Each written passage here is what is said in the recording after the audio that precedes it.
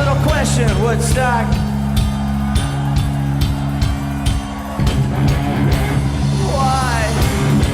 Why you gotta be like that? Welcome to Watch Mojo, and today we're counting down our picks for the top 20 concerts ruined by morons. Twitterverse is blasting Kanye West after apparently he stopped his concert and seemed to single out two fans who weren't standing up.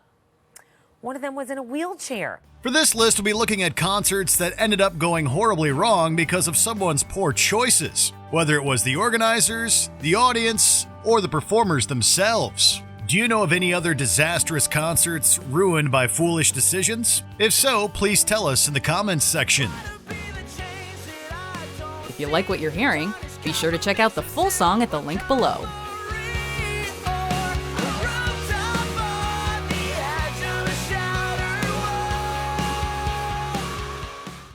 Number 20. The Who, Ohio, U.S., 1979. Thousands of fans stood for hours outside the Riverfront Coliseum in Ohio, waiting to attend a concert by the legendary British rock group, The Who. They're coming to Cincinnati, and the second we heard about it, couldn't wait to get tickets. That was cause for so many people. Just to have a ticket was a coveted commodity. It was huge, right? It was big time. It just didn't get any bigger than The Who. When the doors opened, there was a stampede, which became a crushing melee as some people tried to escape, while others pushed back or even climbed over those on the floor. By the time order was restored, many people were injured and 11 killed. In most cases, they had been trampled and unable to breathe. Why did this concert become lethal? Of the 16 doors, according to Rolling Stone magazine, on the west side of the building, news and police reports say only 2 to 4 were opened, with thousands waiting to stream through. It sounds crazy, but the problem seems to have been a lack of reserved seating. People were so desperate to get a good seat that they rushed in, unaware of the danger, until it was too late. Number 19. Mother of Invention, Geneva, Switzerland, 1971. This might be the only entry on this list where, although a concert was certainly ruined, something good came of it. In 1971, Frank Zappa's band Mother of Invention was performing at the magnificent Montreux Casino in Switzerland. When he played live, it was with a band who could perform both complicated instrumentals and salacious songs with driving rhythms. Midway through their set, a fire broke out in the hall. It's a little unclear how it started, but everyone seems to agree that a young moron in the audience was responsible. C'était le moment du solo de synthétiseur de Don Preston. Et il semble que quelqu'un dans le public ait lancé une fusée dans les... Fortunately, Zappa quickly saw the danger and got everyone to evacuate. So although the historic venue was destroyed, no one got hurt. Another band, Deep Purple, happened to be nearby, and witnessing the fire inspired them to write their iconic rock ballad, Smoke on the Water. Number 18. Curtis Mayfield, New York, U.S., 1990. Curtis Mayfield was a singer and songwriter whose music ranged from soulful love ballads to movie scores to calls for social change. People Get Ready sounded a call for everyone, everywhere to ride the freedom train. It spoke to all Americans of goodwill, black and white, and reflected the promise of Martin Luther King and other crusaders for peaceful change.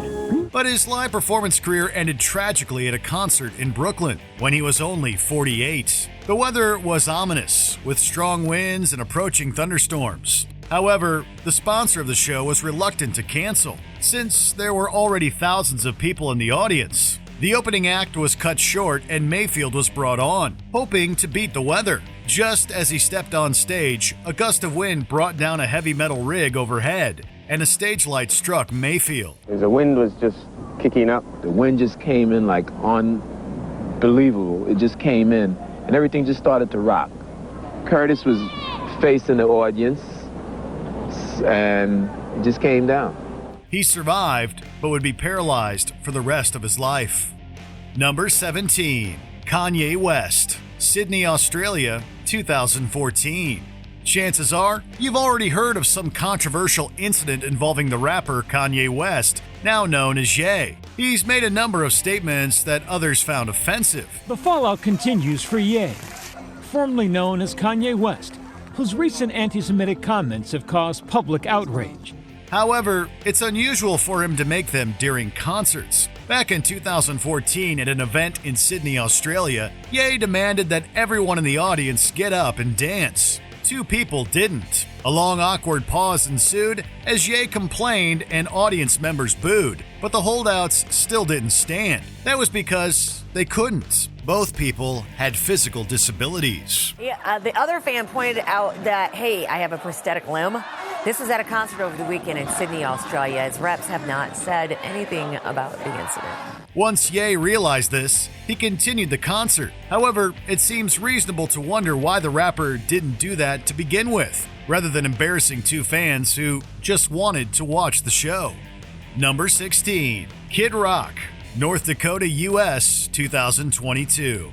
Actually, it's a bit of a misnomer to call this a Kid Rock concert, but that's what it was supposed to be. The country rock singer was scheduled to perform at the North Dakota State Fair, with nearly 20,000 people in attendance. Unfortunately, dangerous weather conditions were brewing nearby. For safety reasons, officials decided to cancel the show, but they took a long time to decide. So for over 2 hours, the opening act, a rock group called Night Ranger, strove heroically to keep fans engaged, while everyone waited for Kid Rock to appear. When officials finally announced that he wasn't coming, the outraged audience responded by yelling, throwing objects, and even climbing on stage, which led to some fans being removed by police.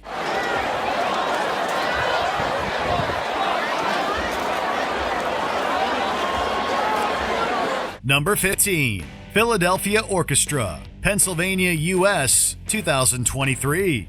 Classical music concerts get ruined by morons too. And one of the interruptions musicians hate most is a cell phone ringing during a piece.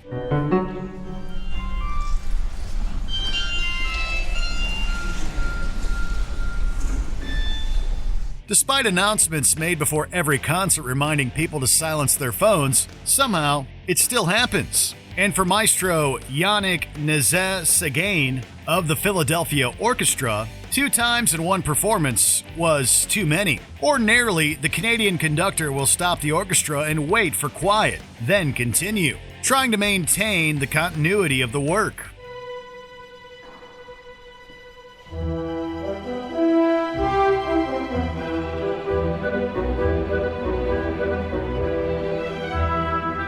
But in early May of 2023, after Bruckner's Ninth Symphony was interrupted twice by cell phones in the span of just a few minutes, the exasperated maestro turned around and demanded, "Can we live without the phone for just 1 damn hour?" Number 14, Kings of Leon, Missouri, US, 2010. When rock band Kings of Leon came for a July concert at the Verizon Amphitheater in Missouri, venue managers confessed they had been having some problems with a pigeon infestation. Even with this warning, however, no one was prepared for the horrors in store. You should have just manned up. You should have got some of your assistants holding the umbrella. But the band's bass guitarist said he was hit by pigeons on each of the first 3 songs. By the end of the show, I would have been covered from head to toe. 2 other bands performed first, and the members of Kings of Leon were alarmed to see their fellow musicians return from the stage looking haggard and streaked with pigeon droppings. But they didn't want to back out at the last minute, so they gamely came on and attempted to play their set. They made it through 3 songs before the bass player got hit in the face with bird dung, and they decided to call it quits. Ever since then, when we would play a Kings of Leon song, our listeners are saying, you know, the heck with them, or worse language. Number 13, Aerosmith, Pennsylvania, US, 1977-1978. Why are there 2 dates for this entry? You might be wondering. Well, the events are connected. Both involved Aerosmith. Both took place in Philadelphia, Pennsylvania, and both involved morons. People getting faced before they go to the show, and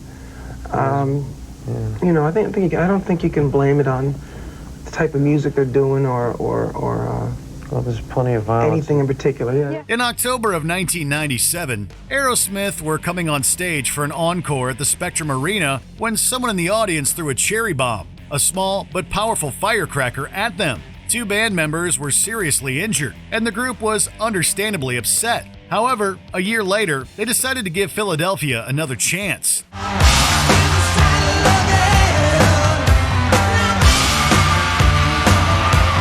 It didn't go well. About 20 minutes into the concert, somebody threw a beer bottle, which shattered and sent pieces of glass flying into the guitarist's face. The band quickly departed and would not return to the city for another 4 years. Number 12. Smash Mouth, Colorado, US, 2015. You may be wondering, why was bread involved in a concert? Somebody once told me the world is gonna roll me. I ain't the sharpest tool in the shed. Well, the concert was being held at a food festival in Colorado, and unfortunately, a vendor had decided to give out free loaves of bread. That's right, loaves. Drunk audience members started throwing slices of bread everywhere, and some landed on the stage. Smash Mouth's lead singer Steve Harwell went berserk right as the band was playing the introduction to All Star. Come on, somebody throw one more thing at me right now, and I'm gonna find you that. Okay. While the band kept repeating itself, hoping for the song to start, Harwell shouted curses and threats at the bread throwers. Finally, fed up, he headed down into the crowd, presumably to administer a beating to several audience members. Thankfully, however, he was stopped by event security.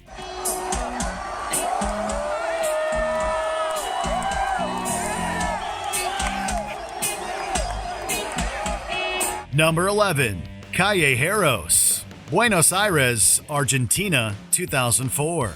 One terrible night in Buenos Aires, Argentina, the República de Cromañón Club was packed with fans who came to see the rock band Callejeros. Around 4,000 fans, which was more than double the legal limit. For money under the table, policemen allowed the entry of more than 3 times as many people as your authorized capacity. And for money, local safety officials forgot to check the club.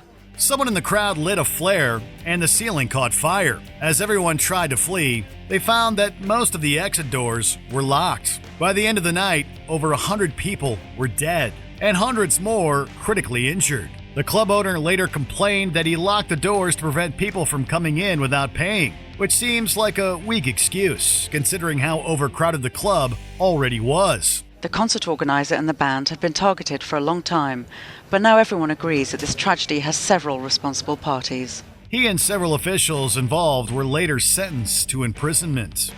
Number 10. The Rolling Stones, California, US, 1969. The Rolling Stones wanted to finish their 1969 tour with a free concert in California, and they had the Grateful Dead handle the details. The venue was the Altamont Speedway. The music would include the Grateful Dead, Jefferson Airplane, and of course, the Stones. And security would be provided by the Hells Angels, paid in beer. I'd like to mention that the Hells Angels just smashed Marty Ballin in the face and knocked him out for a bit. I'd like to thank you for that. As you can probably guess, that last part was the problem. First, the Angels got into a fight with members of Jefferson Airplane, causing the Grateful Dead to leave altogether. But the worst was yet to come. During the Rolling Stones performance, a young man in the crowd was fatally stabbed by a Hells Angel, making a dark end of this disastrous affair. Come on now. That means everybody just cool out. Will you cool out, everybody? Number 9. Britney Spears, Vancouver, Canada, 2009.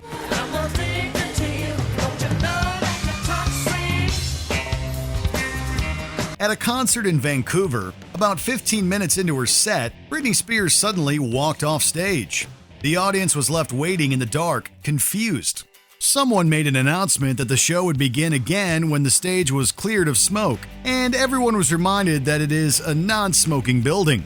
The performers will not resume until the air clears.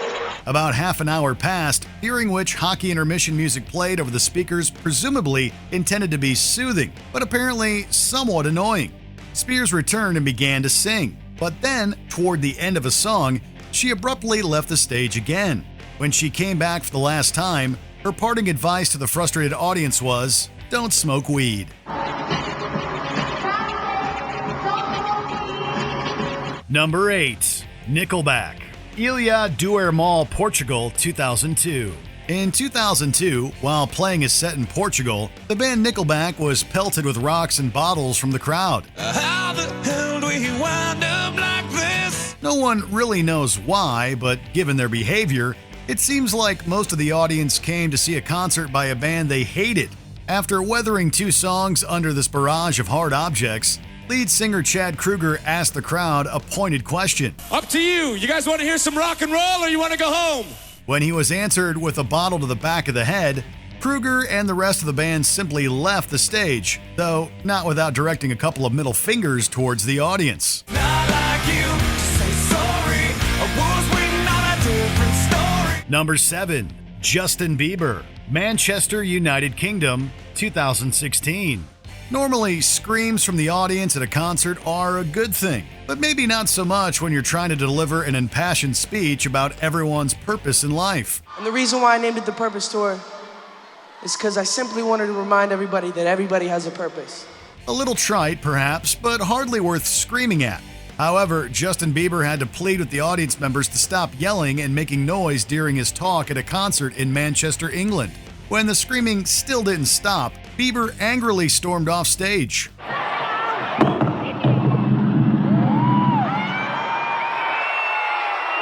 Apparently, this is not a new issue, as Bieber has told British fans in the past to shut up and be quiet and listen. Bieber did eventually return to perform, but claimed the Manchester audience couldn't handle him. Yeah, I know that I let you down. Is it too late to say sorry now? Number 6. Limp Bizkit, New York, US, 1999. Let's start off by saying there were a lot of poor choices made by people involved in Woodstock 1999. That's some of the fattest shit I've ever seen. No one band is to blame for the assaults, damage, and chaos that occurred. However, Fred Durst of Limp Bizkit definitely made one of the worst decisions of the event when he told an already revved up crowd to start breaking things. Many people took him at his word, tearing apart sound towers and crowd surfing on the metal pieces. You've been saving your energy. This is the time to let it out. Medical tents were swamped with people who got injured in the mosh pit. By the time the band actually started playing Break Stuff, the crowd was way ahead of them. It's just one of those days. It's all about he said, she said bullshit. The festival later ended with riots and a huge fire. Number 5. Nirvana, Buenos Aires, Argentina, 1992. For a 1992 concert in Buenos Aires, Nirvana hired an all-female band called Calamity Jane to be their opening act.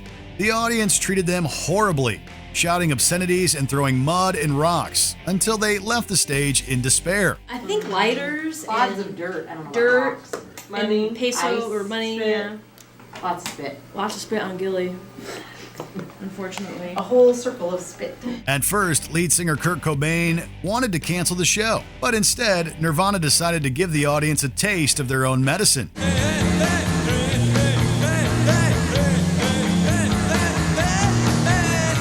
They played unfamiliar, experimental songs that hadn't been released yet, and to top it off, before every number, Kurt Cobain would play the introduction of Smells Like Teen Spirit, but then segue into a different song.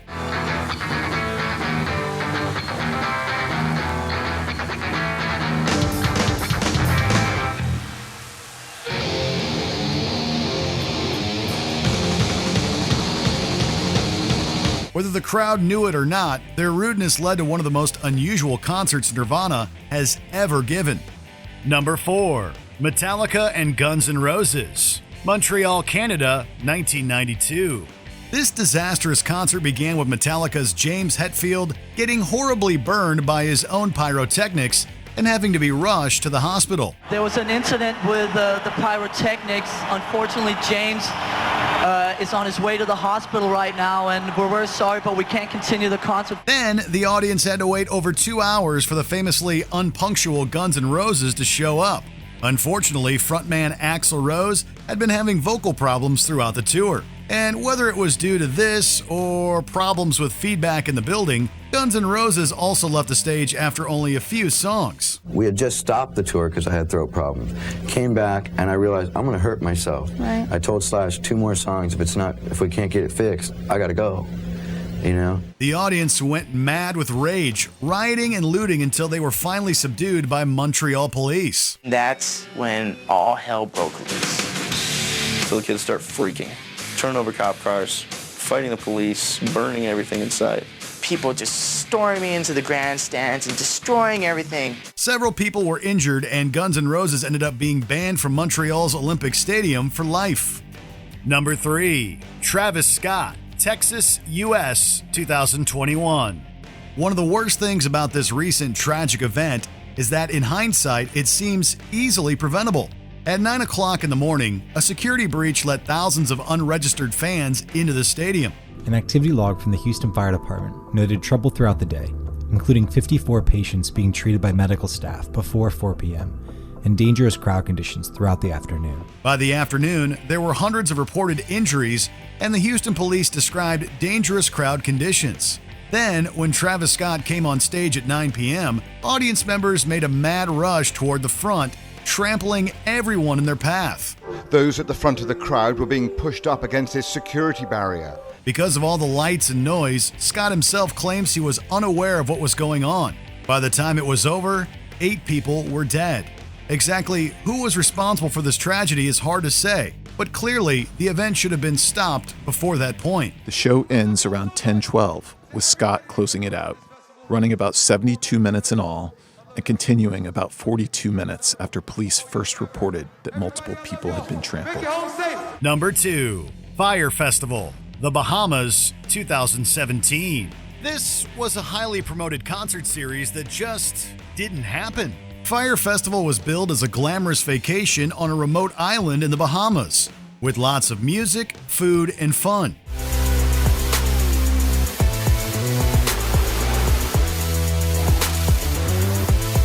This was not exactly what the guests found when they arrived. First, their luggage was dumped out of a shipping crate in the dark. Next, they got a meal consisting of bread, cheese, and a small salad. There was a tent city for sleeping accommodations. Craziness going on everywhere. Nobody knows what to do. All the resorts nearby are sold out. It's an actual disaster. No concerts ever occurred.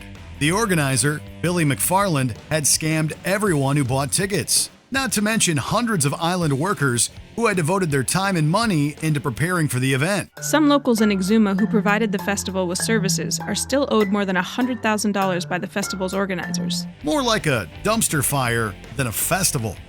Before we continue, be sure to subscribe to our channel and ring the bell to get notified about our latest videos. You have the option to be notified for occasional videos or all of them. If you're on your phone, make sure you go into your settings and switch on notifications. Number 1, Great White, Rhode Island, U.S., 2003. This is another tragic event where one can't help feeling amazed at the poor planning involved. In 2003, the band Great White was playing at the Station Nightclub in Rhode Island. The club was a small, single-story wooden building. It had no sprinkler system and didn't have a license for pyrotechnics or firework displays. Just seconds into their first number, the road manager set off a pyrotechnic fire near the stage, which ignited soundproofing foam in the walls and ceiling. Ironically, the man taking these pictures was shooting a video about safety at pop venues. In a matter of minutes, it grew into a deadly blaze that claimed the lives of 100 people and injured far more. Letting off fireworks in a small indoor space may seem unwise enough. However, it was revealed later that the club was also crowded beyond capacity and had no sprinkler system. There was no malicious intent on anybody's part. You know, it was just a horrible, horrible accident. If you're a fan of the song playing right now, be sure to check out the music video for it right here.